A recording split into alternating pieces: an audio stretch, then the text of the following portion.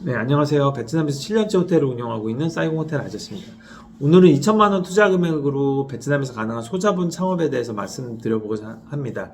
이제 간략하게 제가 직접 운영하고 있는 카페와 호텔 그 두 분야에 대해서 말씀드려보는 게 제가 어느 정도 확신을 갖고 말씀드릴 수 있을 것 같아서 그 두 분야의 자영업에 대해서 말씀드린다고 생각하시면 되겠고요. 또 투자금 2천만 원 관련해서 베트남에서 좀 흥미로운 부분은 2천만 원으로 베트남 로컬 호텔 운영이 가능한 금액입니다. 그런 창업을 추천하는 건 아니기 때문에 영상을 좀 끝까지 들어주셨으면 고맙겠습니다. 사진에 있는 카페가 저희 호텔 로비에서 운영하고 있는 카페인데요. 거의 2년 전에 저희가 카페를 세팅할 때, 정확히 한 1년 8개월 전쯤에 세팅할 때 1,800만 원 정도가 소요가 됐었고요. 물론 저의 경우에는 기존의 호텔 로비에 이 카페를 세팅하는 거이기 때문에 인테리어 마감재 비용이 들어가지는 않았고, 그래도 필수적인 수도 배관 공사라든지 카페 조명이라든지 기구에 필요한 그 전기 공사, 그 다음에 기본적인 수도 배관 공사, 뭐 카페 운영에 바리스타를 써야 될 그 작업할 수 있는 작업 가구 바 설치, 그리고 커피 머신이라든지 제빙기, 정수기 등의 가격이 모두 포함된 거기 때문에요. 그게 초기 셋업 비용으로는 뭐 어느 정도 맞을 것 같습니다. 다만 이제 카페 셋업 비용으로는 싸지 않다고 느낄 수도 있는데, 제 생각으로는 아무래도 그 소비재, 특히 수입품 커피 머신 같은 경우에는 가격 차이가 한국하고 크게 다르지 않기 때문이라고 생각이 됩니다. 혹시 모르실 부분이 있을지 몰라 말씀을 드리면, 그 에어비앤비처럼 방을 한두 개 빌리지 않고 한국에서 건물을 통째로 빌려서 운영하는 경우가 있거든요. 베트남에서도 그 3개월 정도 월세를 보증금으로 예치를 하고 첫 달 월세를 내면 건물을 통째로 운영을 할 수가 있습니다.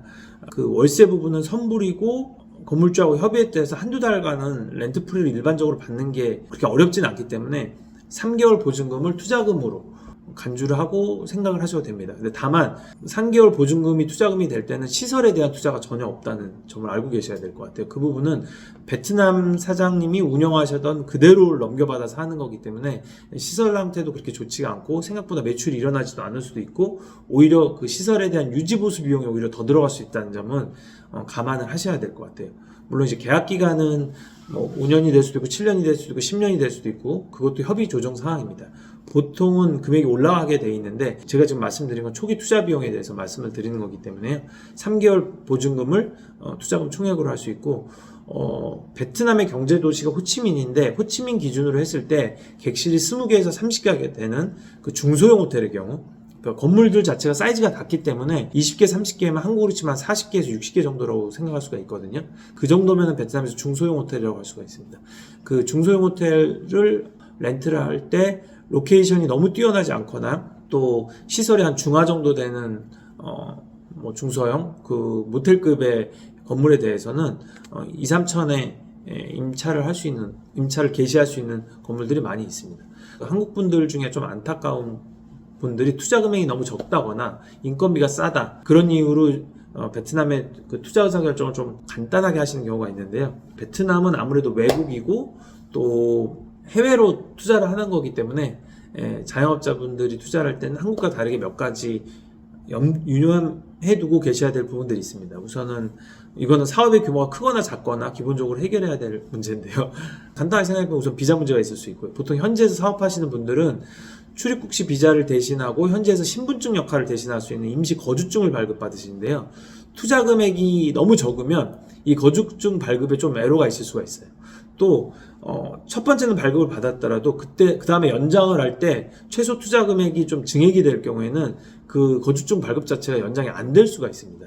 그래서 그런 부분은 참고로 아셔야, 뭐 그래도 어떻게든 뭐 체류하시면서 사업할 수 있는 방법들은 있습니다. 또 해외 투자기 때문에 한국에서 자금이 넘어가는 부분이기 때문에 간단한 외환거래법을 전부를 아실 필요는 없지만, 기본적인 외환거래법 등에 대해서는 뭐 숙지를 하고 계시는 게 필요하다고 할 수 있을 것 같아요. 또 베트남 내 법에 관련해서는 한국 사람 단독 명의로 자기가 원하고자 하는 사업을 할 수 있는지에 대해서도 알아보셔야 됩니다. 그러니까 사업 종류, 즉 사업 코드 번호에 따라서 외국 사람한테는 아예 사업 자체를 불허한다든지 베트남 사람이 과반 이상 소유를 한다든지 아니면 몇 프로 이상을 베트남 파트너를 반드시 넣어야 된다든지 그런 제약을 거는 조항들이 있거든요. 이제 물론 이제 호텔업 같은 경우에는 100% 외국인 지분으로 해서 회사를 설립해서 운영하는 게 가능합니다. 이제 식당이나 커피숍 같은 이런 요식업 같은 경우에는 2015년도 전에는 외국인 단독으로 그 사업을 영위하는 게 불가능했던 걸로 알고 있어요. 근데 이제 최근에는 가능한 걸로 알고 있고, 또 호텔업과 병행해서 하다 보면 제 경험상으로는 좀 서류 작업 같은 게 좀 간소하게 진행이 되는 경우가 있더라고요. 이제 뭐 커피숍 같은 경우만 해도 무슨 위생 안전 위생증 이름은 제가 명확히 모르겠는데 그런 것들이 필요한데 그런 것 자체가 생략이 되더라고요. 뭐 문제 없다고 해서 원래 호텔 내부에서 요식업을 하는 게 먼저 베트남에서 인정이 됐었던 부분이어서 그 관례대로 좀 그게 이어져 오고 있는 것 같아요. 제 개인적인 생각입니다. 또 이 밖에도 사업 운영적인 측면인데 이거는 뭐 한국에서 사업할 때도 마찬가지겠지만 뭐 베트남 법에 따라서 계약서를 어떻게 써야 되는지, 또 마케팅은 어떻게 할지, 또 세금은 베트남 법에 따라서 어떻게 납부해야 될지, 또 베트남도 역시 그 노사 문제가 있고 노무 이슈가 있기 때문에 직원은 또 어떻게 관리해야 될지, 뭐 이렇게 말씀드리면 뭔가 좀 신경 쓸 게 많고 좀 낯설게 느껴질 수도 있는데, 제가 방금 말씀드렸던 모든 것들은 사실은 개인의 사업체에 맞게 잘 대처하면 크게 문제가 발생하지 않거나 문제가 발생이 돼도 대부분 해결 가능한 게 대부분입니다.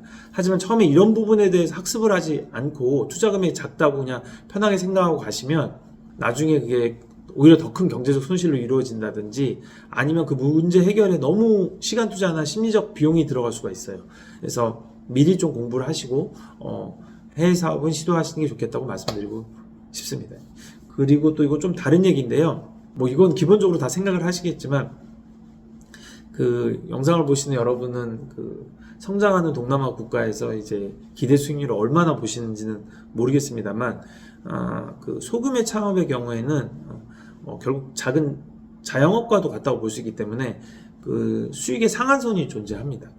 뭐 매출의 몇 프로, 투자금의 몇 프로 이렇게 계산할 수 있게 보통 맥스 금액이 존재를 하거든요. 그 금액 이상으로 넘어갈 수는 없죠. 굉장히 노력을 기울이지 않는 한 한계가 있기 때문에 너무 적은 금액을 투자하는 것은 오히려 투자자 입장에서 불편할 수도 있어요. 예를 들면 만약에 3천만 원을 투자해서 30%의 수익률을 거둔다고 하면 1년이면은 900만 원이지 않습니까? 그럼 한 달이면은 한 80만 원 정도 금액이 되고요.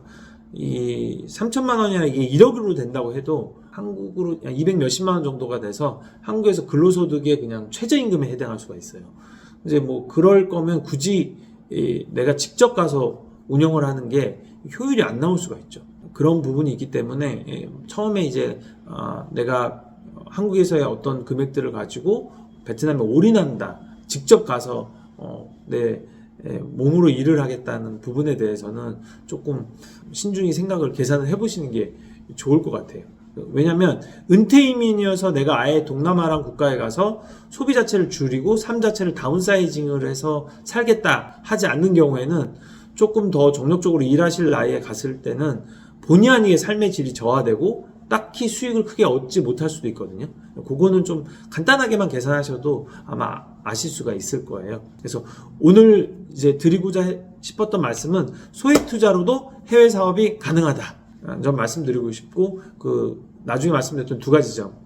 단지 소액이라 할지에도 현재 기본적인 사업 지식, 외환거래법 등은 기본적으로 습득을 하고 가시는 게 좋다.